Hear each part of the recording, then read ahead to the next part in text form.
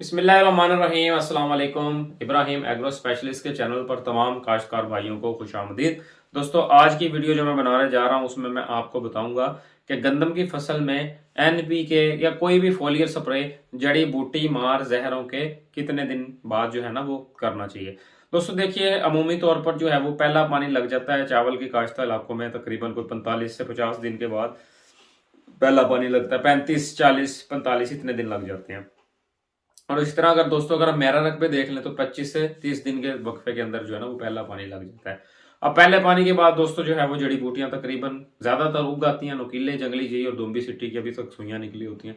लेकिन दोस्तों on and average अगर देख लें, एवरेज 50-55 दिन पर तकरीबन अच्छे काश्तकार जो है ना वो अपना जड़ी बूटी मार जहर स्प्रे मुकम्मल कर लेते हैं। अब दोस्तों यहाँ पर एक सवाल उठता है कि जड़ी बूटी मार जहर के साथ ही अगर हम फोलियर जो है ना वो एनपीके या कोई भी अच्छा सा जो स्प्रे हम मिक्स कर लें तो चलो हमारी स्प्रे का खर्चा बचेगा। स्प्रे मैन जो है ना वो भी आजकल बड़े मतलब समझ लें उनके भी जो है ना वो सर फिरे हुए हैं। वो अच्छी खासी दिहाड़ी मांगते हैं एक एकड़ की।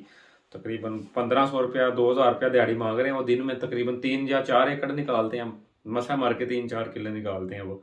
तो दोस्तों इसको देखते हुए ना जिम्मेदार ये कहता है कि यार मैं एनपीके भी बेसिस ਇਹਦੇ ਵਿੱਚ ਸੁੱਟੋ वो अपना स्प्रे ਦੇ ਨਾਲ ही ते अल्लाह अल्लाह खैर से। दोस्तों बड़ी गलत प्रैक्टिस है। जो कि हम जड़ी बूटी मार जहरों का स्प्रे कर रहे होते हैं वो पौधे का जो जड़ी बूटी का खुराक बनाने के निज़ाम को जो है ना वो बंद कर रहा होता है। मुख्तलिफ जो एंजाइम होते हैं उनको वो बंद कर रहा होता है जो स्प्रे हम करते हैं जड़ी बूटी मार जहर।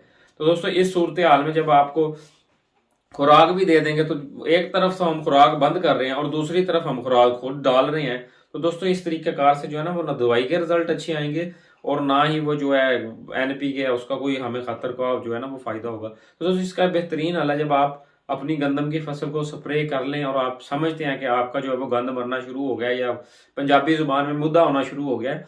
तो दोस्तों 10 12 15 दिन के बाद जो है ना वो आप कोई भी अच्छा फोलियर स्प्रे जो बनी बनाई जो है ना फार्मूलेशन है घर पे, ये डॉक्टरी आप ना करें। इसकी पीएच बैलेंस का मसाइल है और फिर इसकी रेशो रखनी होती है कि और उसकी दोस्तों सबसे बड़ी बात है कि किस फॉर्म में जो है ना वो अवेलेबिलिटी है। अब ये कुछ साइंसदान बता रहे होते हैं जी घर के ऊपर आप फलाना बना लें, मैग्नीशियम सल्फेट बना लें।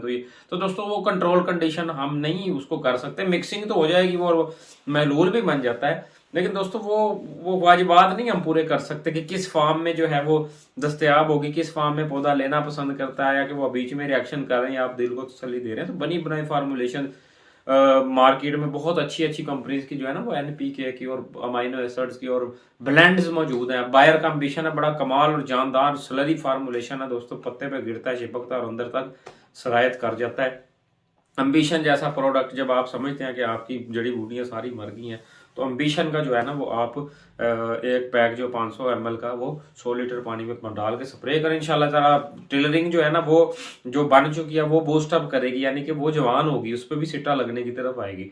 और अगर दोस्तों नहीं हम फिजिशियन अफोर्ड कर सकते तो कम से कम जो है ना वो 2% यूरिया का सोल्यूशन उसका आप स्प्रे कर सकते हैं। लेकिन कोशिश करें ब्लेंड दें अमाइनो एसिड, एनपीके, बोरॉन, जितने भी माइक्रो न्यूट्रिएंट्स है ना ये भी आप अपनी फसल को दें। तो 12 से 15 दिन का कम से कम 15 दिन का गैप के बाद आप जो है ना वो ऊपर फॉलियर स्प्रे करें दोस्तों। इससे इंशाल्लाह ताला इससे ना आपको काफी अच्छे रिजल्ट आएंगे।